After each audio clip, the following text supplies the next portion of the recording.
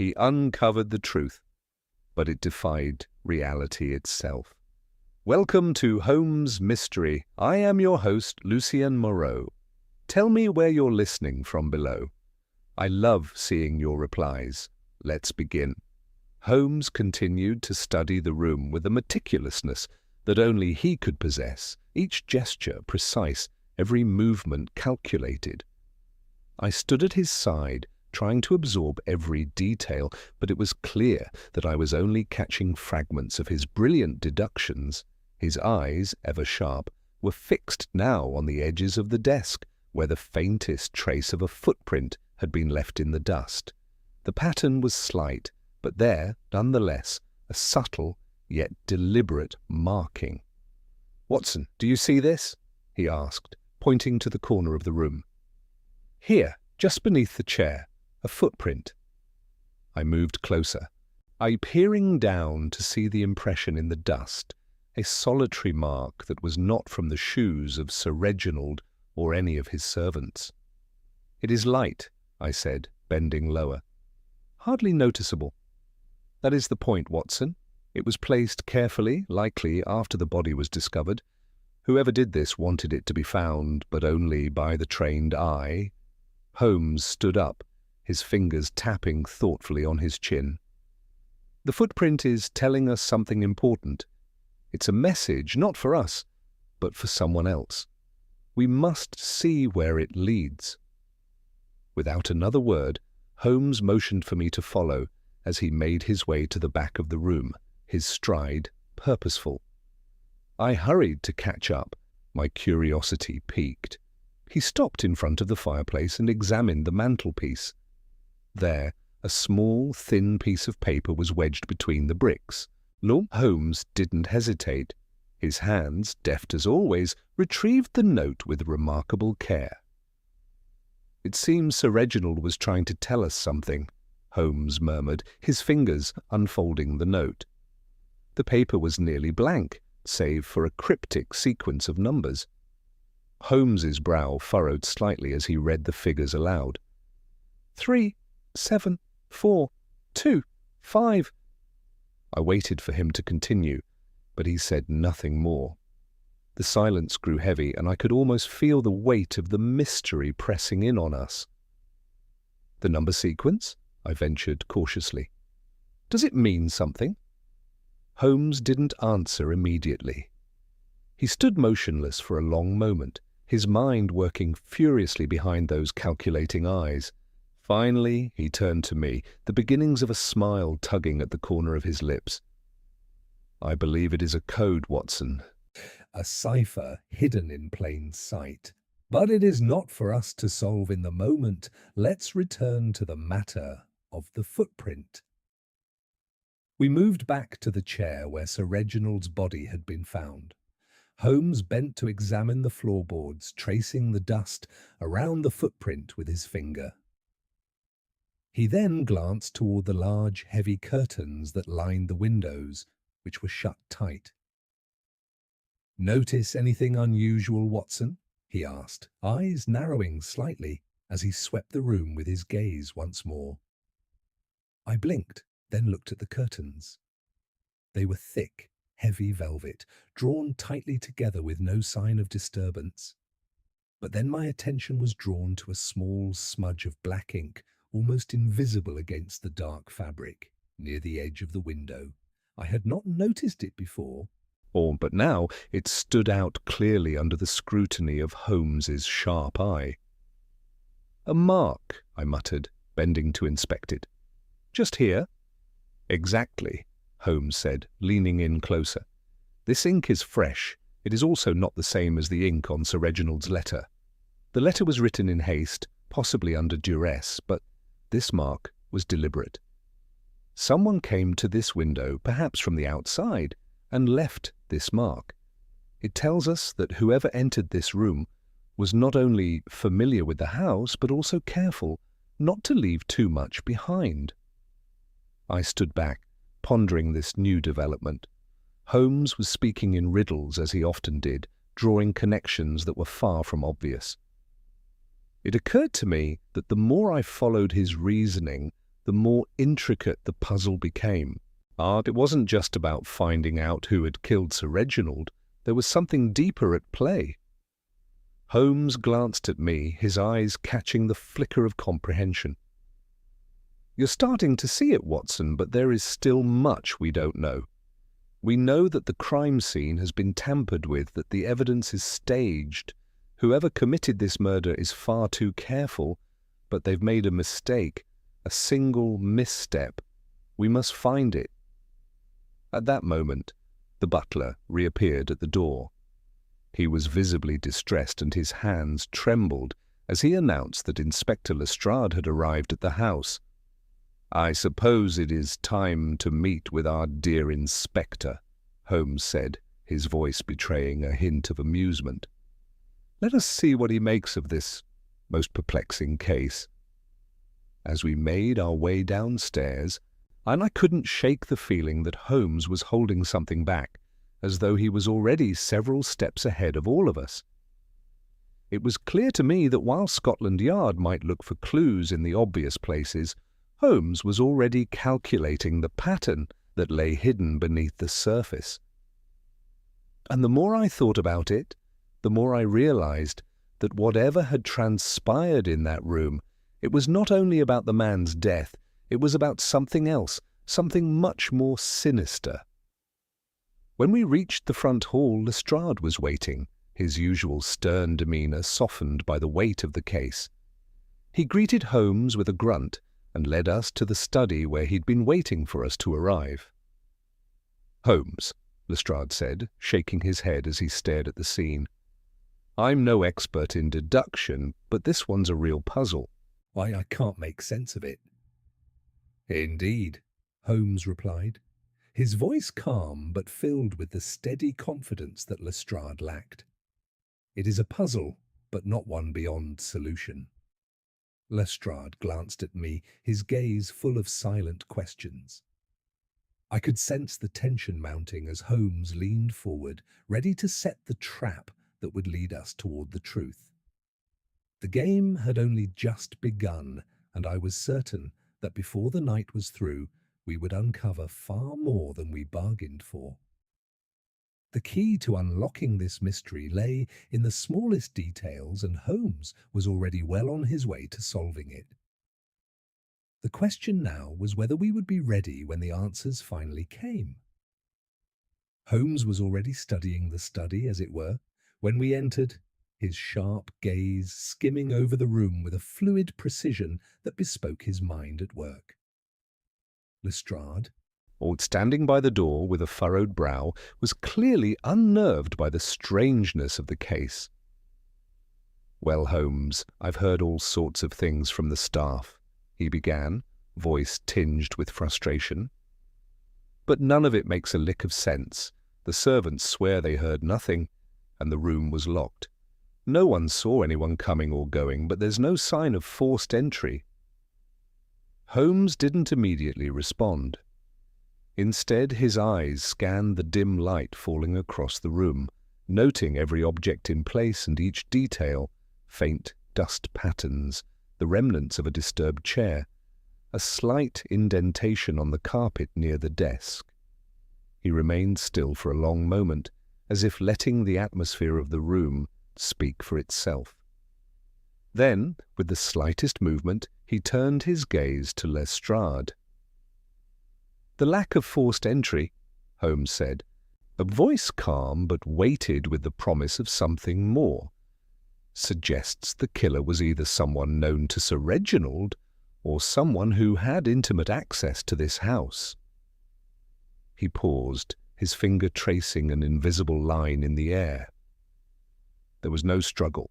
That suggests that Sir Reginald was taken by surprise, but not in the way one would expect from a confrontation. Lestrade looked sceptical, but remained silent, knowing better than to interrupt Holmes when he was in the midst of a deduction. Holmes continued, "And yet, there is something you haven't accounted for, Lestrade. The peculiar positioning of the body, the fact that he was found sitting at his desk, and, most importantly, the mark on his neck. It tells me one thing very clearly. Sir Reginald knew his attacker. "Ah, so it was someone close to him?" Lestrade asked, his tone edged with growing interest. Holmes gave a quick, clipped nod. "Precisely. Someone close enough to ensure that no alarm was raised. Now let us consider the servants. Who were they, and who had access to Sir Reginald's personal quarters?" he asked. Lestrade looked uncomfortable. "It's hard to say, really. We've questioned everyone, but no one has anything concrete.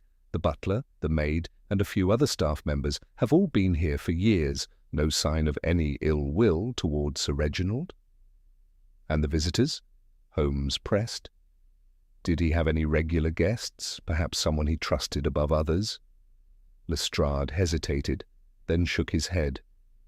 "No more than any other wealthy man. There's an old friend, Sir Henry Cunningham, who came by occasionally, but he's been away for weeks now. No one else of significance." Holmes stood up abruptly, his eyes gleaming with the unmistakable look of someone who had already solved the puzzle but was letting the pieces fall into place with deliberate slowness. He walked to the window, inspecting the marks around it once more before glancing back at Lestrade. Sir Reginald's charity work was well known, wasn't it? His donations to various causes, some of them quite large.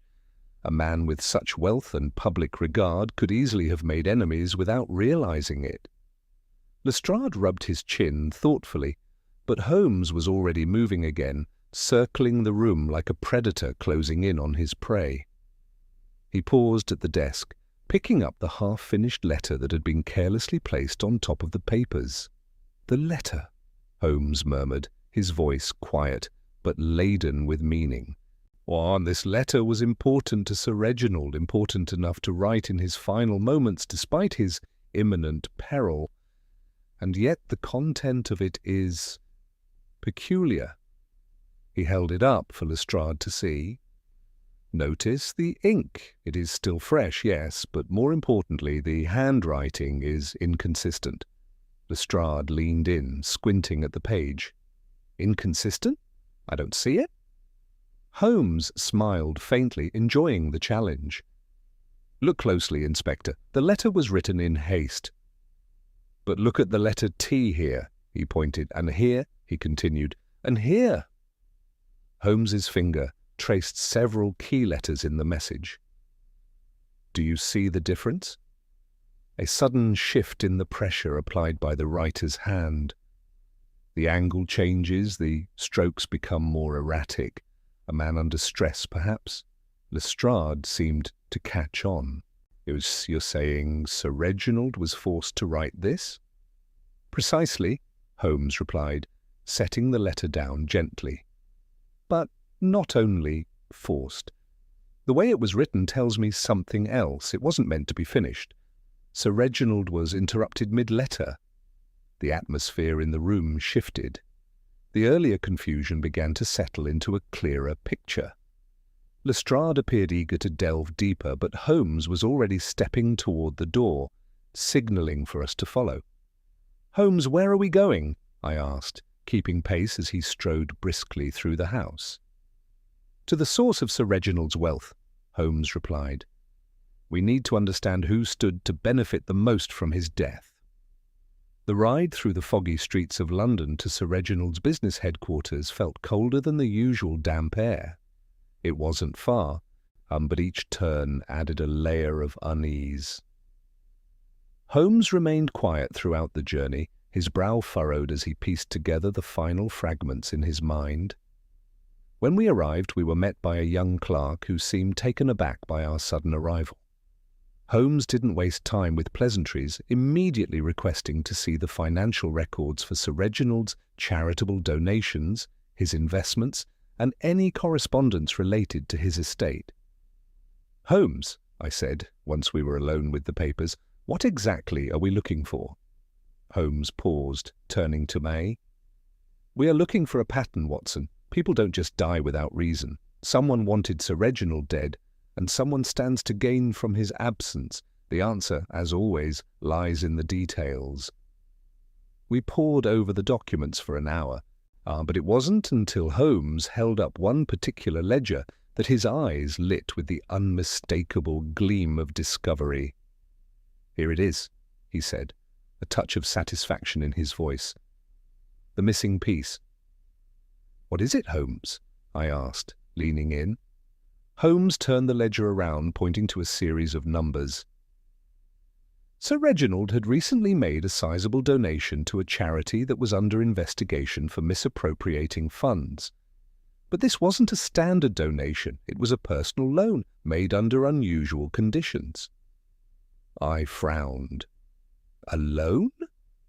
Why would he loan money to such an organization? Holmes didn't answer directly, but his gaze was already distant, his mind racing ahead. "This, Watson, is where the real motive lies. I believe our next step is to visit the man responsible for overseeing those funds."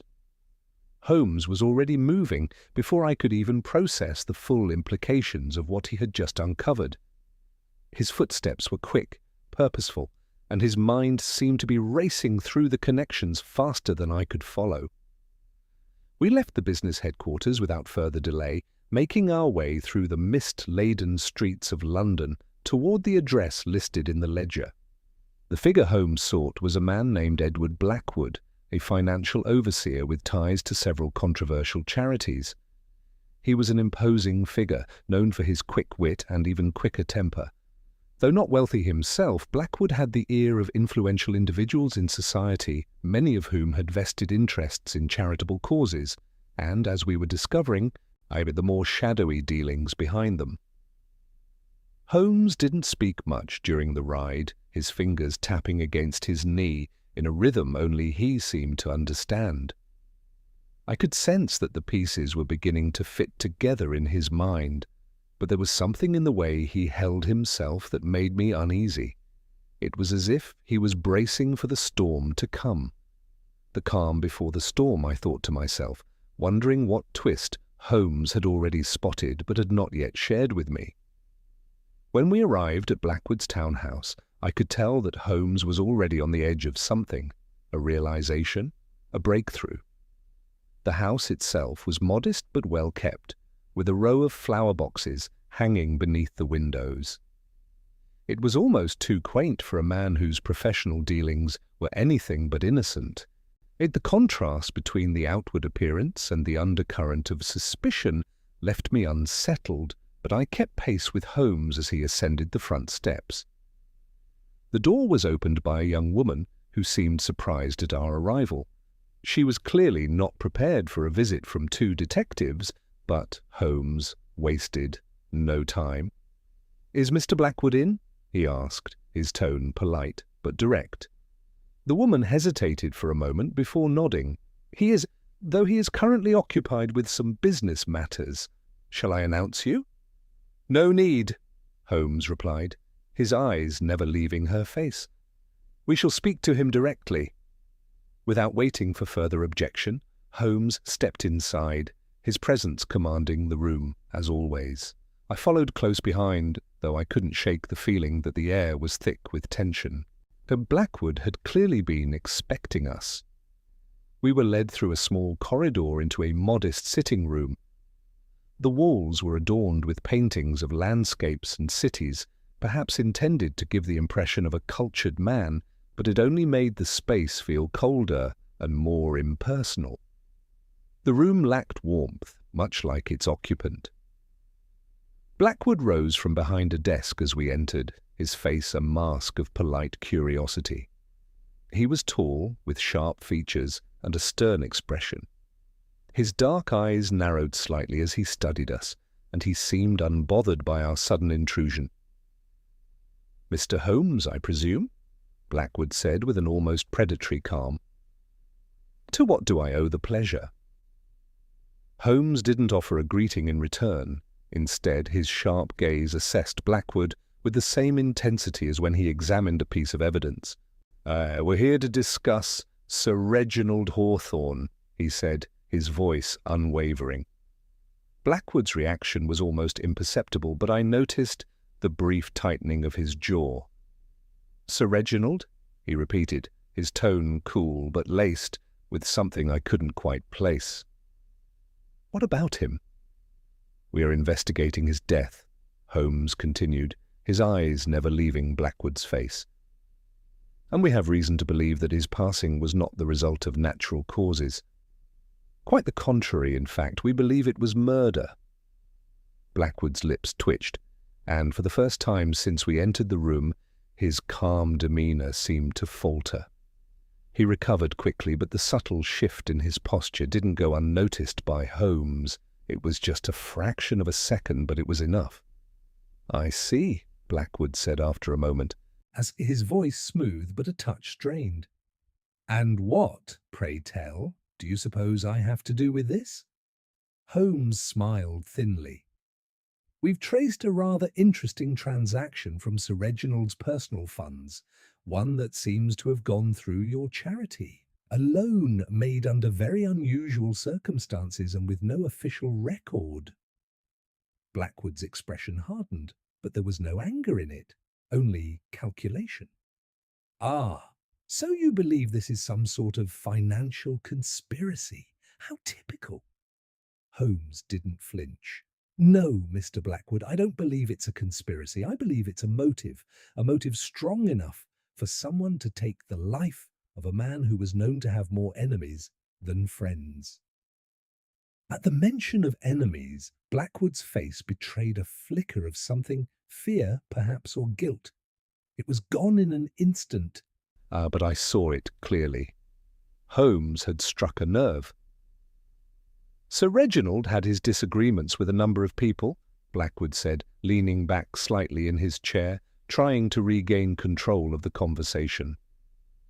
"But I don't see how that concerns me. The man was involved in many things, and I merely facilitated a few of his charitable endeavours. Nothing sinister about that." Holmes raised an eyebrow. "Nothing sinister? And yet Sir Reginald's loan to your charity was so peculiar that it prompted an investigation into your dealings. The timing, Blackwood, is too precise to ignore.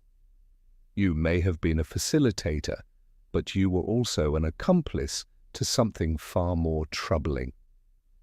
For a moment, Blackwood seemed to weigh his options, the air growing taut with the unspoken tension. Finally, he stood, his chair scraping against the floor as he moved toward the window. "I won't pretend I'm not intrigued by your accusations, Mr. Holmes, but I am no fool. I know how this game is played." Holmes's voice remained calm but firm. "Then you know that I am not a man who plays for mere sport. Sir Reginald's death wasn't random, it was planned, and you were a part of that plan." Blackwood turned, his face impassive, but his eyes flashing with something darker.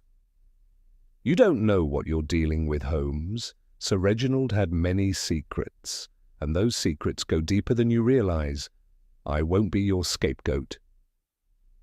Holmes stepped forward, his eyes narrowing. "You won't need to be a scapegoat, Mr. Blackwood. The truth will catch up with you soon enough." With that, Holmes turned on his heel, and I followed him, with the words still hanging in the air like a heavy fog. Blackwood's fate, I suspected, was sealed, but the question of who else was involved remained. As we stepped back into the cold London night, I knew that the next piece of the puzzle was within reach, and the game was far from over. As we left Blackwood's townhouse, the cold air seemed to press in on us, a stark contrast to the heated exchange we had just endured. Holmes was unusually quiet, his mind undoubtedly working through the implications of everything we had learned so far. I, on the other hand, was grappling with the weight of the mystery. Each revelation seemed to open up more questions than answers, and the deeper we delved, the more complex the web of deceit appeared.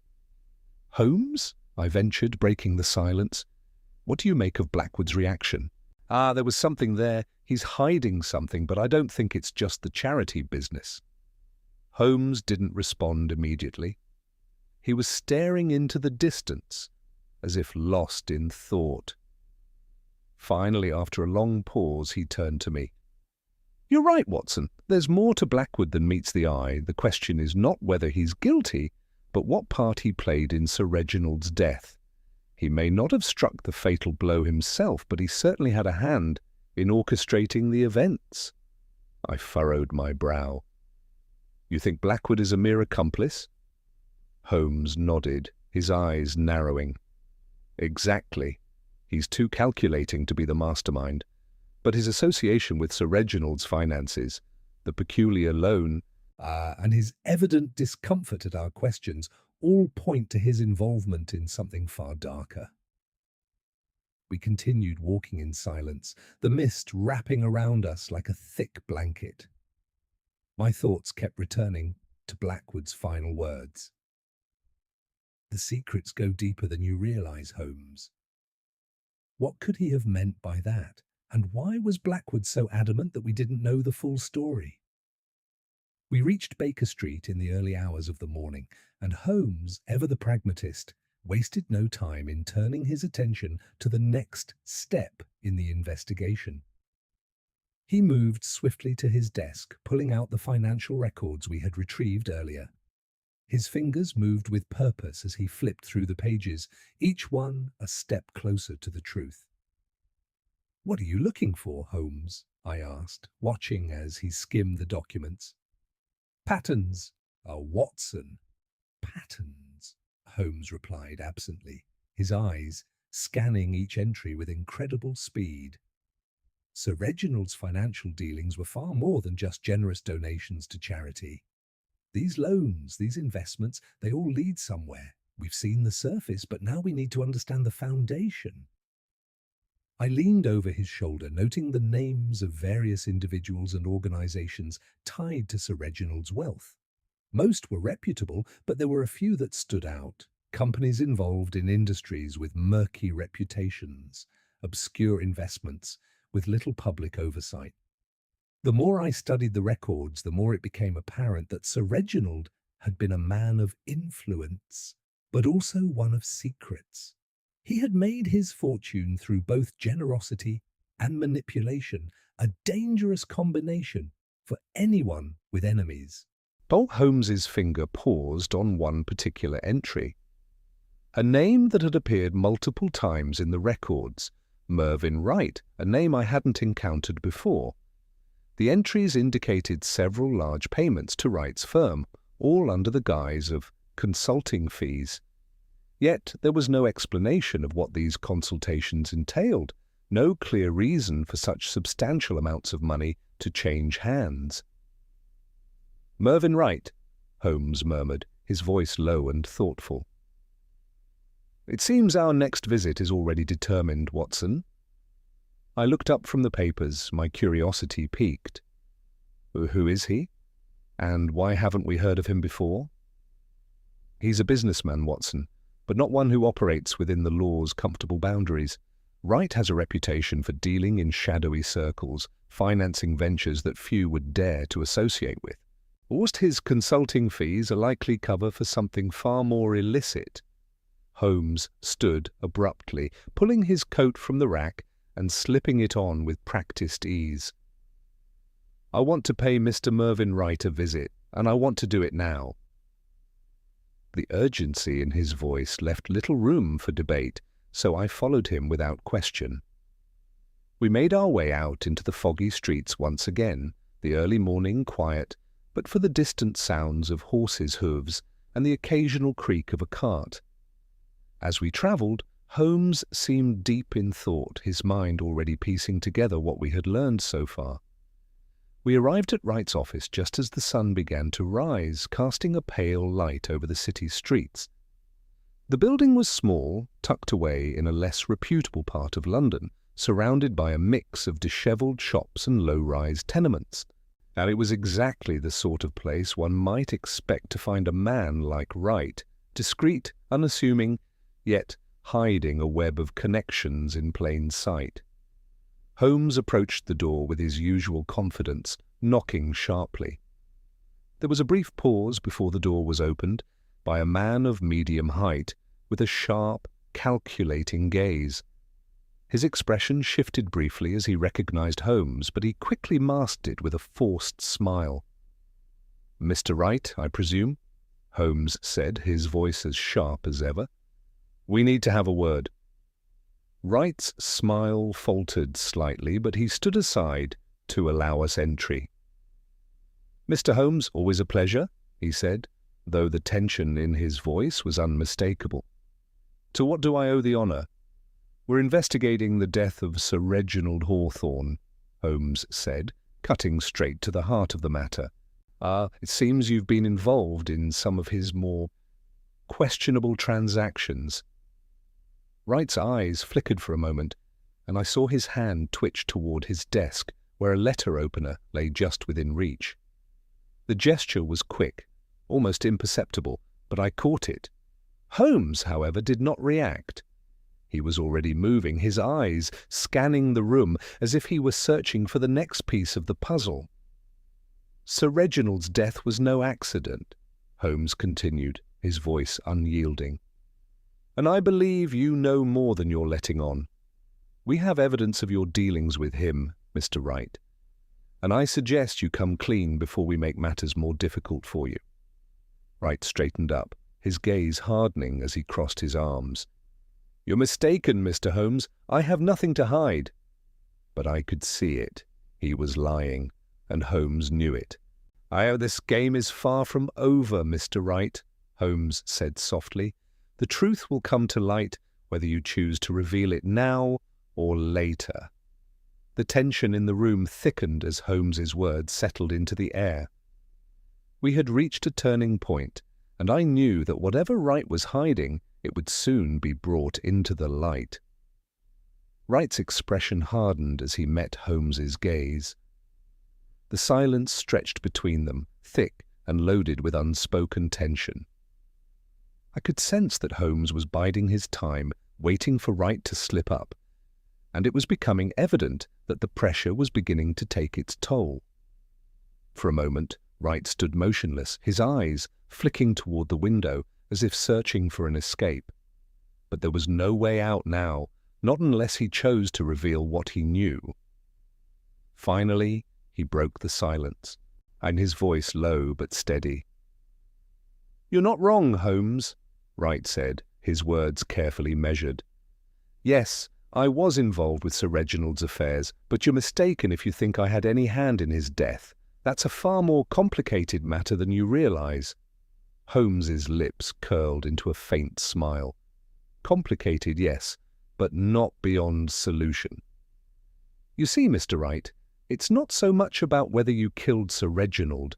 It's about what you stand to gain from his death. That is where the real question lies."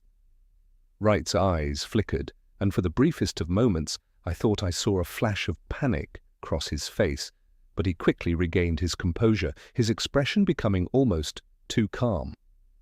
"What do you mean, Gain? I've already told you. Sir Reginald was a benefactor, not someone I wanted out of the picture. He was a means to an end." "Well, yes, but only in business. You must understand that." Holmes took a step closer, his piercing gaze never leaving Wright's face. "Oh, I understand quite well, Mr. Wright. You were in the business of making money, weren't you? But the question remains, how far would you go for profit? You say Sir Reginald was a benefactor, but the truth is that his death removed a significant obstacle. You were one of the last people to benefit from his investment, weren't you?" I watched as Wright's gaze darted away, briefly, the smallest movement, but one that told me everything I needed to know. Holmes saw it too. He pressed on, his tone more insistent now. "Tell me about the consulting fees Sir Reginald paid to you. There was no mention of the nature of your work together, and yet you received substantial sums. You've yet to explain why these payments weren't recorded properly. Were they legitimate fees, or were they the means by which you laundered money for someone else?" Wright's jaw tightened as he fought to maintain his composure. "I didn't launder money, Holmes. It was business, plain and simple. Sir Reginald and I were involved in several ventures, some of which were less conventional than others, But that doesn't mean I had anything to do with his death. Holmes nodded, his expression calm but unreadable. Business, yes. I've no doubt that the funds you received were legitimate in some form. But Sir Reginald's last act, that loan under unusual conditions, was far from ordinary, and you know it. You used him, Mr. Wright. You used him to funnel money into a project that was meant to fail, didn't you? Wright's eyes darkened at this. Yeah, his voice dropped, almost to a whisper. That's where you're wrong, Holmes. Sir Reginald wasn't some pawn to be used for my own gain. He was a partner, yes, but not in the way you think. Holmes leaned in, his words deliberate. Then why did you have him involved in such a questionable venture, and why did you need him to make a loan to your charity under the guise of a donation? Wright took a deep breath, his eyes narrowing. There's no need to twist it like that. It wasn't just a loan, it was an investment, a stake in a project we were both hoping would yield returns. You think it's all about money, don't you? Well, let me tell you something, Holmes. Sir Reginald's death wasn't about money, it was about power. At this, I felt a sudden shift in the air, as if Wright had just unlocked a door to something far more dangerous. I could feel the weight of his words hanging heavily between us. Power? I repeated. What do you mean by that? Wright's gaze flicked between Holmes and me, and for a moment I thought he might refuse to elaborate. But then, with a slow exhale, he spoke again, his voice quieter, more calculated. There's more to Sir Reginald's charities than anyone realized. There were other investments, other backers, pulling the strings behind the scenes.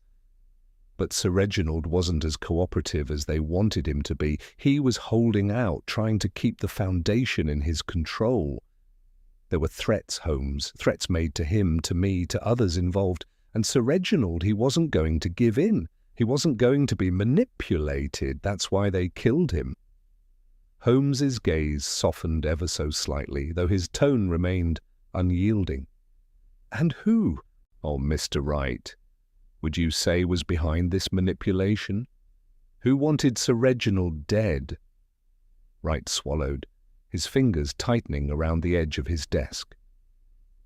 You don't want to know, he said quietly, his voice laced with something that bordered on fear. You think this is all about money, but it's not. Sir Reginald had become a liability to people far more powerful than either of us can comprehend.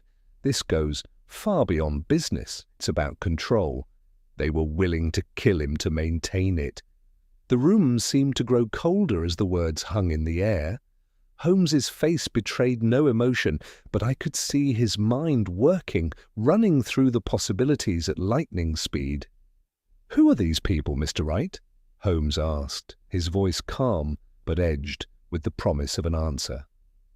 Wright hesitated, glancing over his shoulder as if expecting someone to burst in at any moment. He looked back at us, his face pale and drawn. I can't tell you. If I do, you'll be next. Holmes didn't flinch.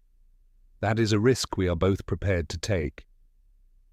For a long moment, Wright seemed to struggle with something, whether it was fear, guilt, or something else entirely, I couldn't say. Finally, with a defeated sigh, he spoke again, his voice barely above a whisper. I can't name them, but I know who they are. They're the ones who controlled Sir Reginald's last project, the one he was so determined to keep under wraps. It's a consortium of some of the most powerful men in London. You can find them in the highest circles of society, investors, politicians, businessmen. They are the ones who will stop at nothing to maintain their control. And now they've silenced Sir Reginald for good. Holmes's eyes narrowed as he absorbed this information, his thoughts moving faster than I could follow. Wright had just handed us the key to unlocking the larger mystery, but it was clear that the true danger was only just beginning. The people behind Sir Reginald's murder were not only more powerful than we had imagined, they were ruthless. And as Holmes turned to leave, I couldn't shake the feeling that this was only the first step in a far darker journey. We left Mervyn Wright's office in silence, the weight of his words pressing heavily on both of us. The air felt colder now, as if the fog had thickened in response to the revelation that Sir Reginald's death was part of something far larger and far more dangerous than we had imagined. As we made our way down the narrow, grimy streets of the city, the full scope of what we were up against began to settle in. Holmes remained unusually quiet as we walked, his eyes scanning the foggy horizon with that familiar intensity that suggested his mind was already several steps ahead of us. I, on the other hand, felt a growing unease. The more we uncovered, the more I realized that this case was no ordinary murder. It was a labyrinth, and every turn led us deeper into the shadows of a world we were only beginning to understand. "What do you make of it, Holmes?" I finally asked, breaking the silence that had stretched between us. "Who are these people Wright spoke of, this consortium that controls everything?" Holmes didn't answer immediately, his pace unbroken as we moved through the mist. It wasn't until we reached Baker Street that he stopped, turning to face me, and the faintest hint of a smile appeared on his lips, though it was tinged with something darker, perhaps resignation, or the anticipation of the next step in the investigation. "The consortium," Holmes said slowly, his voice measured. "They are the key, Watson. Wright was right about one thing. The murder of Sir Reginald wasn't about money. It was about control, power. And those who have it don't just wield it, they guard it fiercely." "But who are they?" I pressed, my frustration mounting. "Who are these powerful men, and why have they gone to such lengths to silence Sir Reginald?" Holmes turned, his eyes locking onto mine with an intensity that left no room for doubt. "That, Watson, is what we must discover, and soon."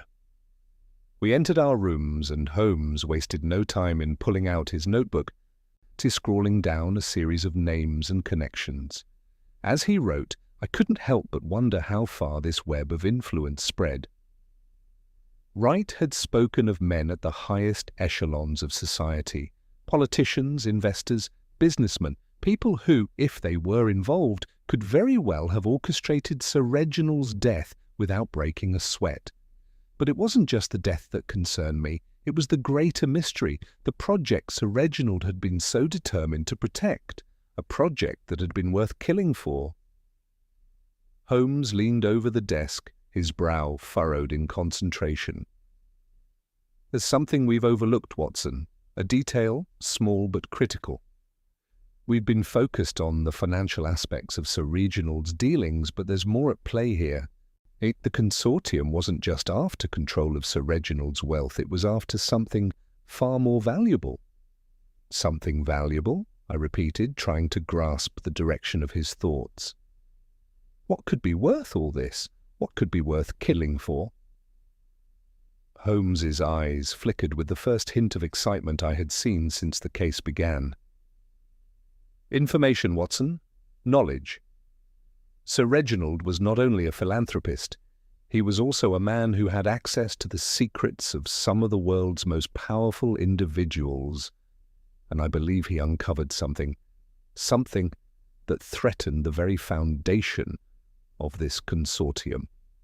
The pieces clicked together in my mind, though I still didn't fully understand the full scope of Holmes's theory. "You think Sir Reginald was blackmailing them, or that he was going to expose them?"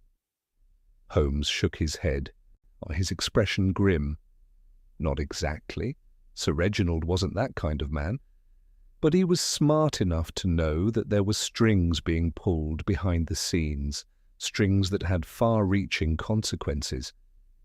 He wasn't interested in exposing them for profit. He wanted to stop them. He wanted to use his influence to put an end to whatever they were scheming." "So, you believe his death was a way to silence him?" I asked. Precisely, Holmes said, his voice almost absent of emotion. And in doing so, they hoped to prevent anyone else from discovering what Sir Reginald had learned. I thought for a moment, piecing together what Holmes had said. But if Sir Reginald was onto something that dangerous, why would Wright be involved in it? He doesn't strike me as the type to be in such a deep conspiracy. Holmes's eyes flickered, a small, yet almost imperceptible smile appearing on his lips. Wright is, like many in his position, a man of opportunity. He knew who to align himself with to gain wealth and influence, but he didn't fully understand the scale of the game he was playing in. Sir Reginald's death in his eyes was a tragic but necessary act. But I believe Wright, like many others, was merely a pawn in a much larger scheme. I frowned, thinking back to the conversation we had with Wright. So you think Wright didn't know everything? Holmes's smile widened slightly. Exactly, Watson. He was a part of the machine, but not the one turning the gears. He didn't know the full extent of what was at stake. And now the key players behind this consortium are scrambling to cover their tracks. They'll stop at nothing to keep their secrets hidden, and if we don't act quickly, it will be the next ones silenced. The realization hit me hard. We were up against an enemy unlike any I had faced before, an invisible force made up of powerful men who controlled everything from the shadows. Sir Reginald's death had been a mere ripple in the larger scheme, but it had drawn us into a web of deceit that would take all of Holmes's genius to unravel. We need to move quickly, I said, a sense of urgency rising in me. If these men are as powerful as you say, then we can't afford to wait. Holmes nodded. No, Watson. The next step is crucial. We need to find the project Sir Reginald was so intent on protecting, and once we do, we'll have the leverage we need to bring them all down. The path ahead was clearer now, though still fraught with danger. But Holmes, ever the determined detective, had already set his mind on the course of action. The truth was within our grasp, but whether we would be able to uncover it or survive the process remained to be seen. The following days blurred into a whirlwind of meetings, calculations, and discreet inquiries as Holmes tirelessly worked to piece together the final fragments of the puzzle. His mind moved with the precision of a clockmaker, each tick and tock a revelation, each second an advancement in the case. I, however, found myself trailing behind, overwhelmed by the scope of the conspiracy we had uncovered, yet determined to see it through. Holmes had become increasingly focused, his gaze distant, and his thoughts clearly racing. I could sense that he was on the cusp of something important, something that would reveal the true depth of Sir Reginald's involvement in this shadowy world. But even as we sat in our rooms, surrounded by the papers we had gathered, I couldn't shake the feeling that the game was nearing its end, and it would not be a simple one. "We must find the project, Watson," Holmes said one afternoon, his voice laced with a rare urgency. He looked up from a stack of financial records, his eyes sharp and unyielding. "That is the heart of the matter. Sir Reginald was involved in something that threatened the very foundation of this consortium, and it is crucial that we uncover what it is before they bury it forever."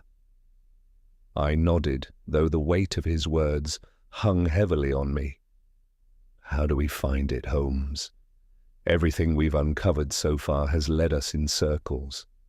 Right, the payments, and the charities, none of it seems to connect directly to this project you believe Sir Reginald was protecting." Holmes's lips curled into a faint smile, the spark of realization dancing in his eyes.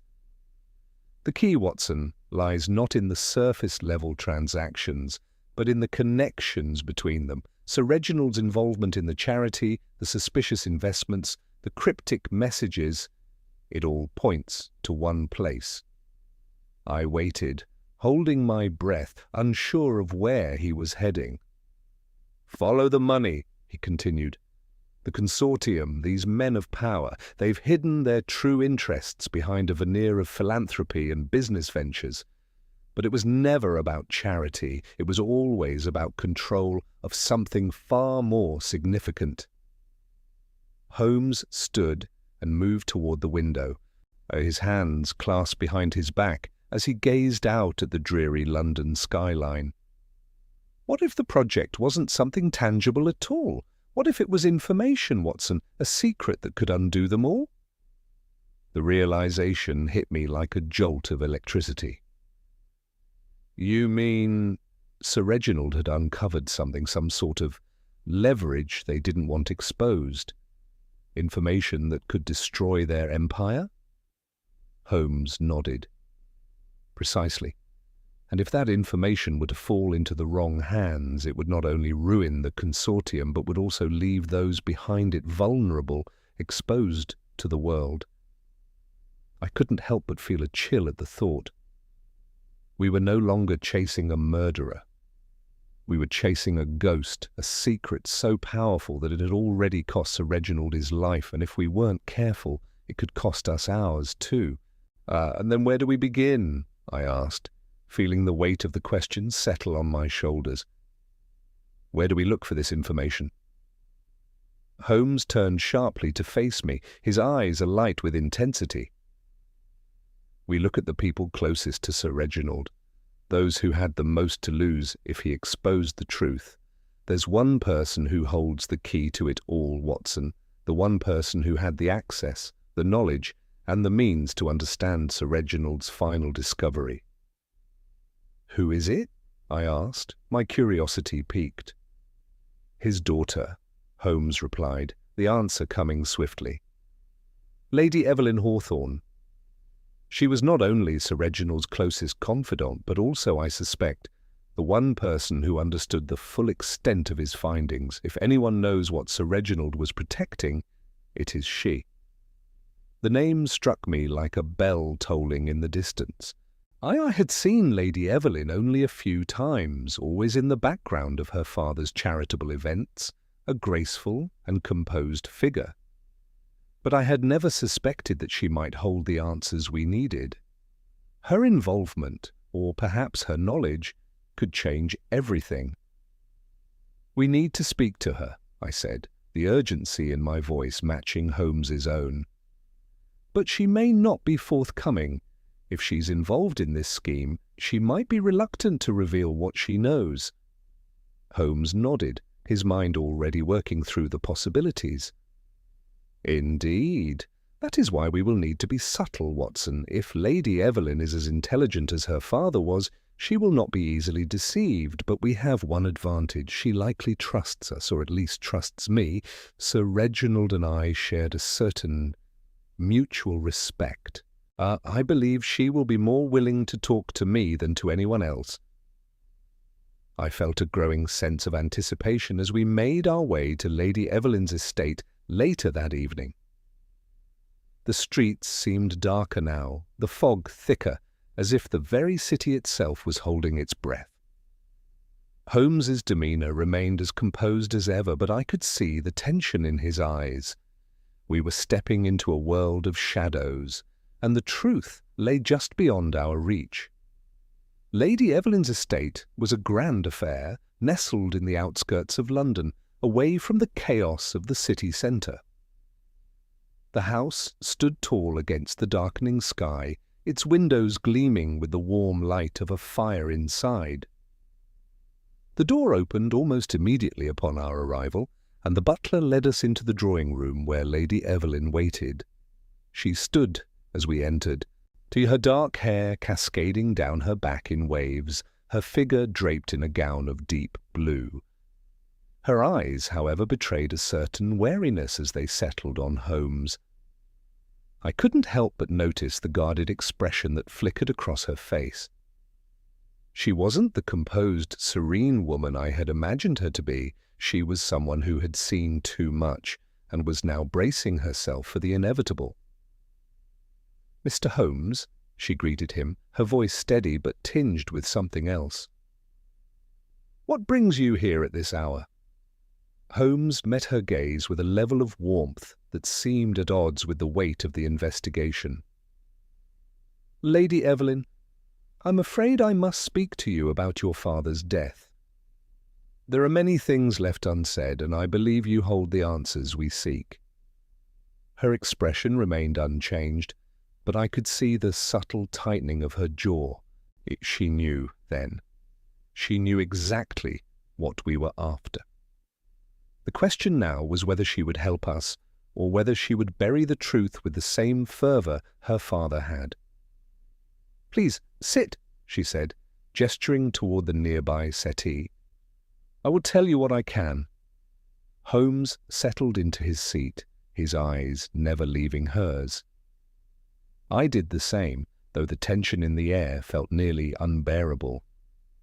This was it, the moment we had been working toward. The truth was within our grasp. All we had to do was ask the right questions. Lady Evelyn settled into her chair, her posture regal, though there was a tightness in the way she held herself that I couldn't ignore. She was calm, but her eyes betrayed something more. Fear, perhaps, or the weight of secrets that had been buried too long. As Holmes and I sat across from her, the tension in the room grew palpable. She knew what we had come for, and I had the distinct feeling that every word we spoke would carry consequences. Holmes, ever the master of restraint, didn't rush her.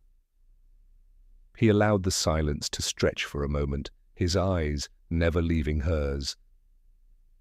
"Lady Evelyn," he began, his voice steady but laden with the gravity of the situation, "I am sure you are aware that your father's death is far from ordinary. The circumstances surrounding it suggest a far-reaching conspiracy, and we believe that you are the key to understanding it." She flinched, just barely, but it was enough for Holmes to see. Her lips parted as though she were about to speak, but then she closed them again, her gaze flicking toward the window, where the last light of day was fading into the dark of evening. She took a long breath, while steadying herself, and then turned her attention back to us, her eyes fixed on Holmes with an unreadable expression. "I know what you are after," she said, her voice calm but with an underlying tremor. "You seek the truth about my father's death. You seek to uncover the secrets he kept hidden from the world. But I warn you, Mr. Holmes, some truths are better left buried." Holmes didn't react to her words right away. He simply watched her, his gaze cutting through the layers of her composure, as if peeling back the walls she had so carefully constructed around herself. "Lady Evelyn, your father's death is part of something much larger than you or I. The consortium that had its grip on his actions, and yours, will not stop at just one life. If we do not uncover the truth, more will follow in his wake. You have the answers, and it's time you shared them." Her gaze shifted downward, and for a moment I thought she might break down, but instead she took a long, measured breath and lifted her chin, meeting Holmes's eyes. "You're right, of course," she said quietly, her voice almost a whisper. "My father was always involved in things most people couldn't begin to comprehend. He wasn't just a philanthropist or a businessman. He was a man who understood the power of information. He knew things about people, about the world, that could destroy everything." The words hung in the air, and I felt the weight of them settle between us. This was the moment we had been waiting for, the revelation that would tie everything together. "What exactly did he discover?" I asked, leaning forward, my pulse quickening. Our Lady Evelyn's eyes flickered briefly with something I couldn't quite place. Regret, perhaps, or fear. She swallowed hard before answering. "It wasn't just a project, Watson. It was a series of documents, papers that contained evidence of corruption, manipulation, and far-reaching conspiracy within the highest levels of society. The consortium was involved in far more than business dealings. They were controlling entire sectors of government, military contracts, and international affairs. The information my father had uncovered, it could bring down entire governments. I exchanged a glance with Holmes, who seemed utterly unfazed by her admission. He had already known, I suspected, but hearing it from her confirmed much of what we had suspected all along. Sir Reginald had stumbled onto something so vast, so dangerous, that it could not be allowed to see the light of day. "And these documents, Lady Evelyn?" Holmes pressed, his voice as sharp as ever. "Where are they? Do you have them?" Her expression faltered for a moment, and I could see the hesitation in her eyes. She was torn, as though the decision to reveal the truth was one that might undo everything she had worked to protect. I don't have them," she said, her voice breaking slightly. "My father was preparing to expose everything. He'd made arrangements, planned his next steps, but before he could act, they took him. They killed him to stop him from going public. And now—" Her voice trailed off and her gaze shifted to the fire in the hearth, as if the flames could offer some form of solace. Holmes leaned forward, his expression intense but controlled. "You know who did this. You know who ordered your father's death?" She nodded, her lips trembling. "Yes, it was the consortium. I don't know all their names, but I know enough to understand that they will do anything to protect their secrets. They've already killed once, and they will kill again if necessary." "And you've kept this secret?" I asked, the words slipping out before I could stop myself.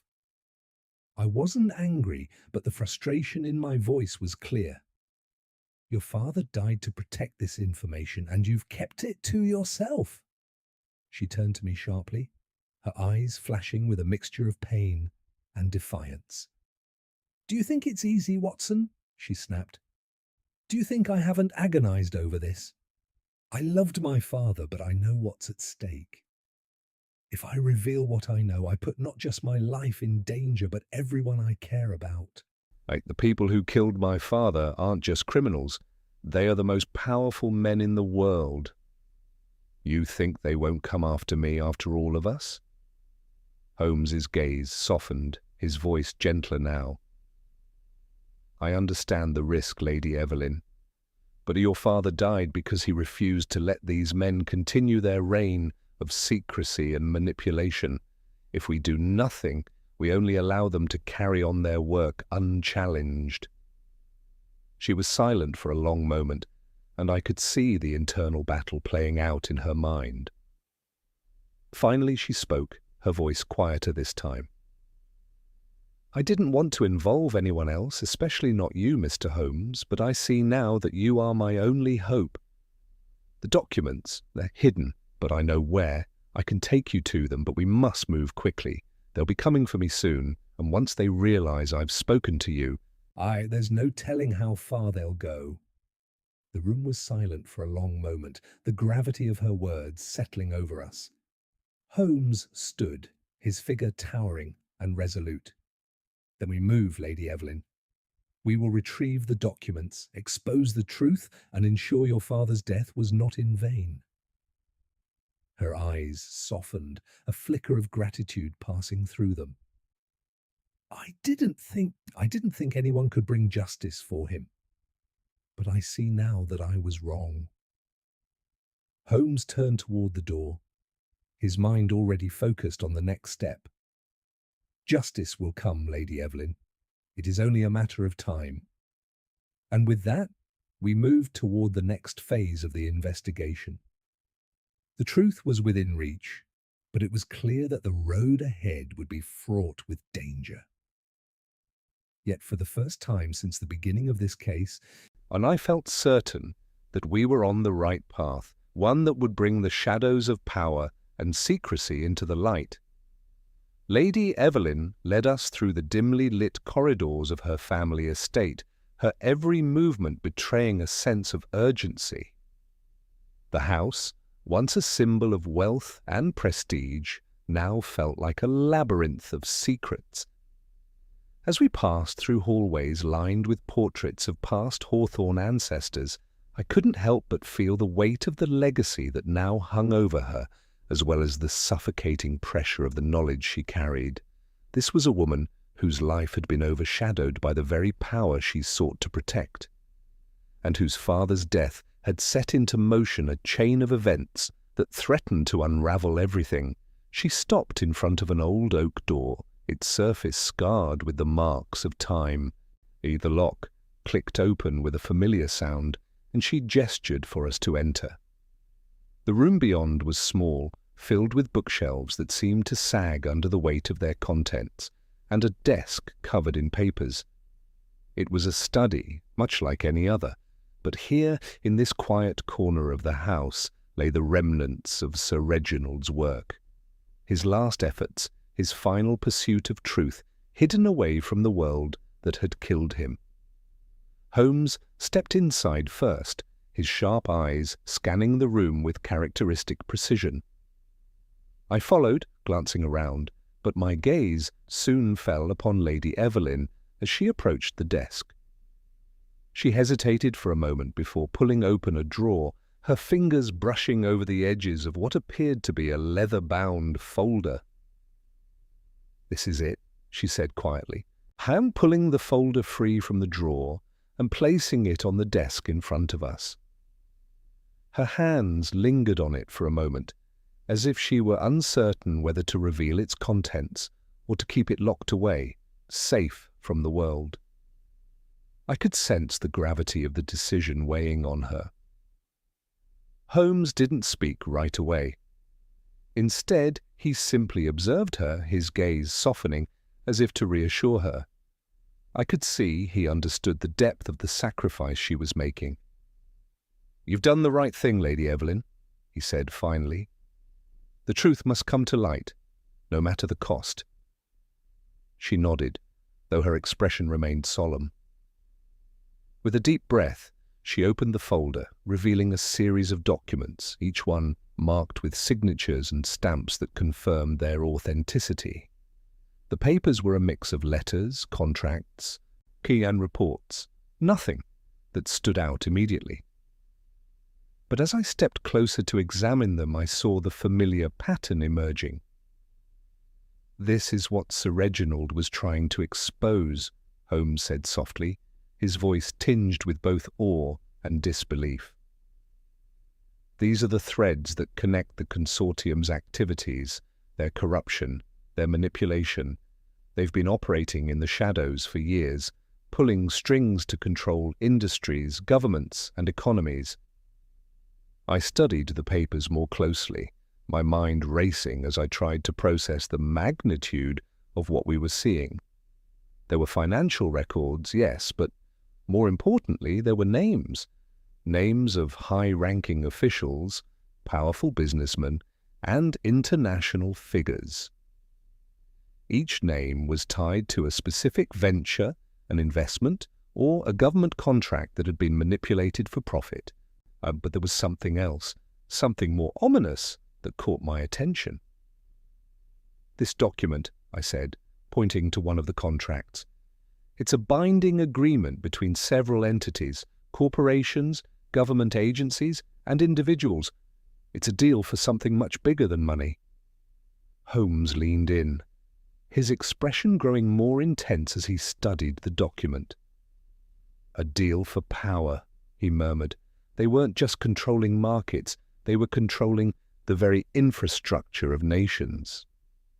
Lady Evelyn's voice broke through the silence. "That's exactly it. My father had discovered that they were orchestrating a global network of influence, using their wealth and power to manipulate everything from military contracts to political outcomes. They were positioning themselves to take control of entire regions of the world. Sir Reginald wasn't just a businessman, he was a threat to them because he knew too much." I felt a chill run down my spine as the full weight of her words sank in.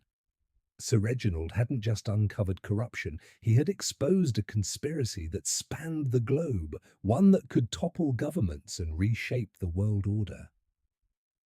No wonder they had killed him. No wonder they had gone to such lengths to silence him. "And these documents?" I asked, my voice barely above a whisper. "Are they all here? Everything he uncovered?" Lady Evelyn nodded, her expression a mix of resolve and regret. "These are the final pieces. The rest was destroyed before my father's death. He had been working on a way to expose it all, through his charities, through public documents, but the consortium was too powerful. He knew they would stop at nothing to protect themselves. That's why he made sure these papers were hidden. If they were found, they could unravel everything." Holmes picked up the top sheet from the folder, his fingers delicately brushing over the paper as if it held the key to something far greater than we could imagine. "Then it seems we have everything we need, Lady Evelyn. These papers will be the key to bringing them down, but we must act quickly. If they know we have them, they won't hesitate to make their next move." She looked at him with a mixture of fear and determination. "What are you going to do, Mr. Holmes? What's the next step?" Holmes's expression hardened as he stood, his mind already calculating their next move.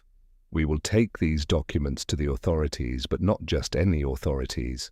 I will go to those who are outside the consortium's reach, those who have the power to expose them without fear of retribution. But first, we must ensure that the documents are safeguarded." Lady Evelyn's face softened for the first time since we entered the room. "I'm trusting you, Mr. Holmes. If you can stop them, if you can expose them to the world, I will be forever grateful." Holmes nodded, his resolve unwavering. "We will, Lady Evelyn. But I must ask you to be prepared. There will be no going back once this truth is exposed. You and your family will be in danger just as your father was." She took a deep breath, steeling herself for the uncertain road ahead. "I understand, but my father's death must not be in vain. If this is what it takes to end their hold on the world, then so be it." With that, Holmes turned toward the door, his mind already racing through the possibilities. I could see the final pieces of the puzzle falling into place, but I also knew that this was far from over. The consortium would not go down without a fight, and we were mere players in a game far larger than we had anticipated. As we left the study, the weight of what lay ahead hung heavily over us. The truth was no longer just a matter of uncovering a murder. It was about uncovering a global conspiracy that threatened the very fabric of society, but, for the first time, I felt a glimmer of hope. Holmes had always been the master of solving puzzles, and now it was up to him to solve one that could change the world. The journey to expose the consortium had begun in earnest, and yet, despite the clarity of our path, an unease hung over me that I couldn't shake. Yet as Holmes and I left Lady Evelyn's estate, the wind had begun to pick up, carrying with it the scent of impending rain. It seemed almost as though the weather itself was conspiring to darken the mood, mirroring the weight of the task ahead of us. Holmes, as always, appeared unshaken. He moved with his usual calm purpose, each step deliberate and certain. His mind, I could tell, was already racing ahead, analyzing every angle, preparing for the next move. But I couldn't shake the feeling that we were not only up against the consortium, but also time itself. If we did not act swiftly, everything we had uncovered could slip away, buried under layers of power and corruption. "Holmes," I began as we made our way through the foggy streets, "what's our next step? We have the documents, but exposing them won't be easy." "Aye, the consortium has control over so many parts of society. If we're not careful—" "I know, Watson," Holmes interrupted, his voice steady but tinged with the weight of their situation. "We are walking a fine line, but we must move forward. Lady Evelyn has already risked too much, and we cannot allow her father's death to be in vain. We had discussed our options on the way to Lady Evelyn's, but now the full scope of what we were about to undertake began to settle in. Holmes was right. There was no turning back. Once the truth was exposed, there would be no telling how far the consortium would go to protect their interests. And it was clear they wouldn't hesitate to use whatever means necessary to silence anyone standing in their way. As we returned to Baker Street, Holmes wasted no time in setting up his strategy. He gathered the documents from the leather folder and laid them out on the table, carefully scanning the papers once more. Each page was filled with damning evidence, and I could see how much effort Sir Reginald had put into his final investigation. It wasn't just a matter of wealth, it was a carefully orchestrated network of power, manipulation, and deceit. "We need to make sure the right people see these," Holmes said, running his fingers over the documents, his mind already piecing together a plan. "But we cannot simply hand them over to any authority. The consortium has far-reaching ties, and we cannot risk them intercepting this information before it reaches the public." "Who do you trust to expose this, then?" I asked, the question heavy with concern. "Or who can we rely on to ensure that this information reaches the world without the consortium getting to them first?" Holmes paused, his brow furrowed as he pondered. "There's one man who might be able to help. A man who has spent his career fighting against corrupt powers, Sir Charles Fenton.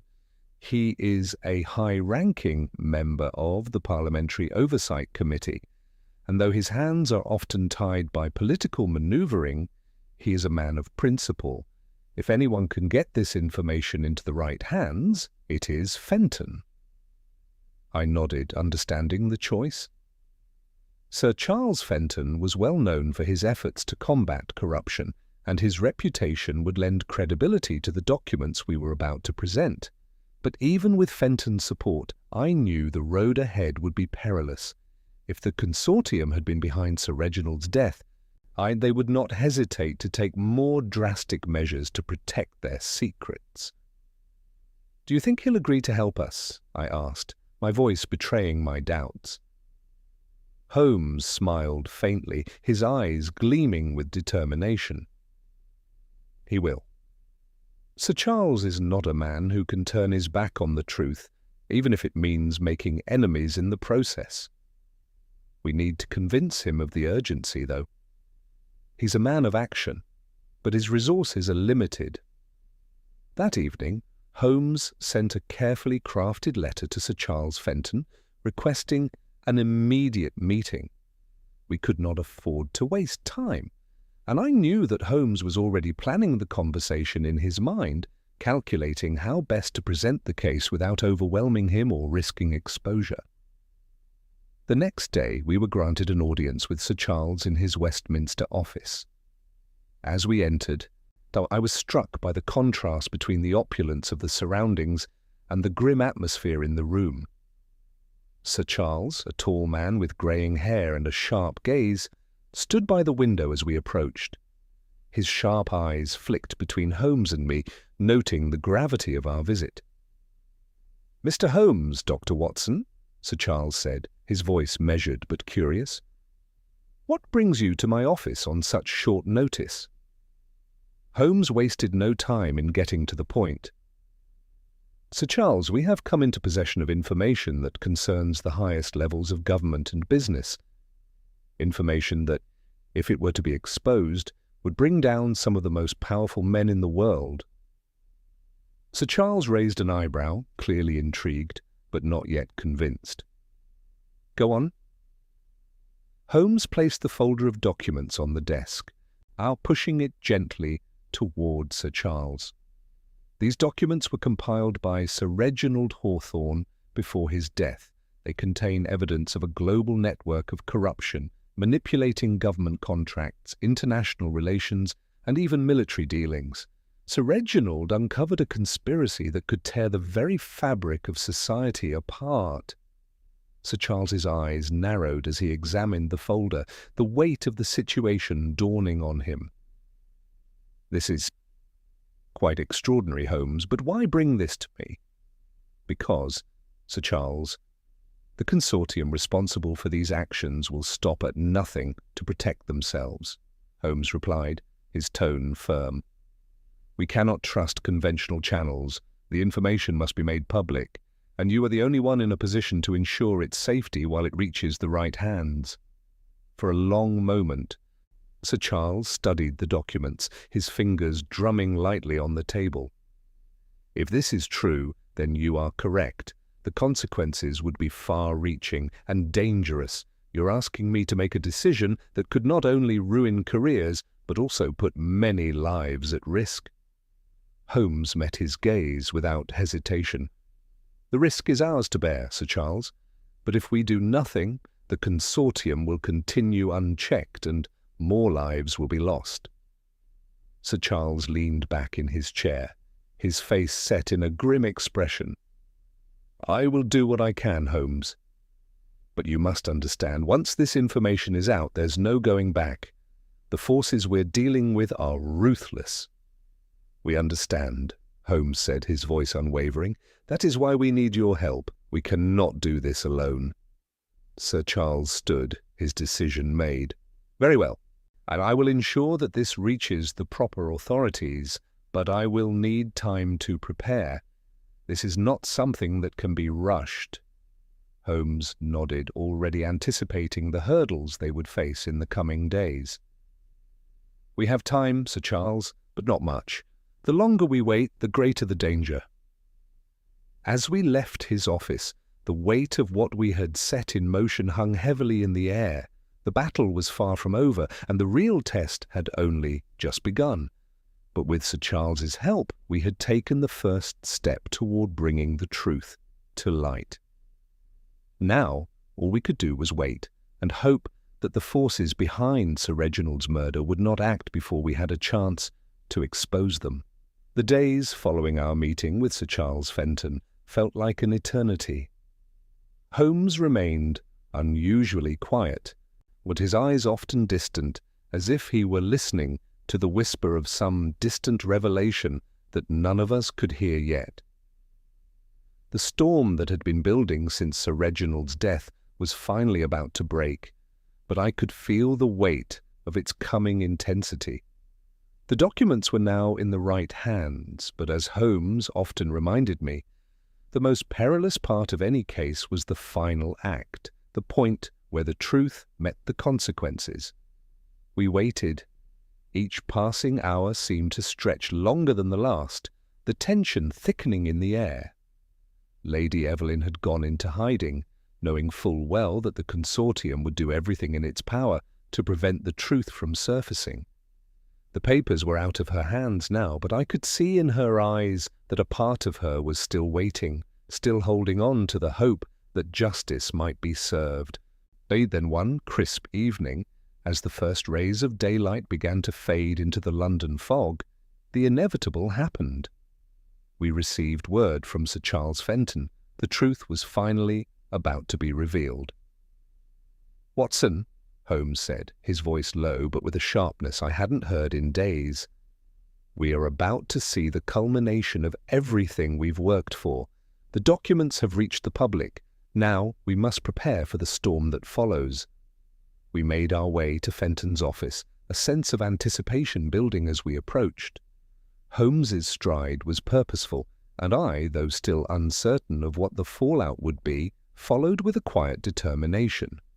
The city around us seemed unaware of the quiet revolution unfolding within its very walls.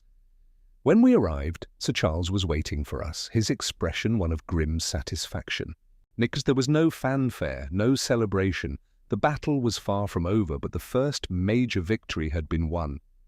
"It's done," Sir Charles said, gesturing toward a stack of newspapers on his desk, each one bearing the same headline: "Global Conspiracy Uncovered, Consortium's Dark Empire Exposed." His voice was steady, but there was an edge to it, relief, perhaps, mixed with the knowledge that the world would never be the same again. Holmes approached the desk, his eyes scanning the pages with rapid intensity. "I see they've wasted no time. The truth is out." "And it's causing quite a stir," Sir Charles replied, a faint but satisfied smile tugging at the corners of his mouth. "The consortium's influence was vast, Holmes. These men controlled industries, governments, even entire nations. Their power was unimaginable, but now it's crumbling before our eyes." I felt a mixture of awe and unease at the enormity of what had just happened. The documents had exposed the consortium for what they were, a shadowy network of the world's most influential figures, all tied together by greed and control.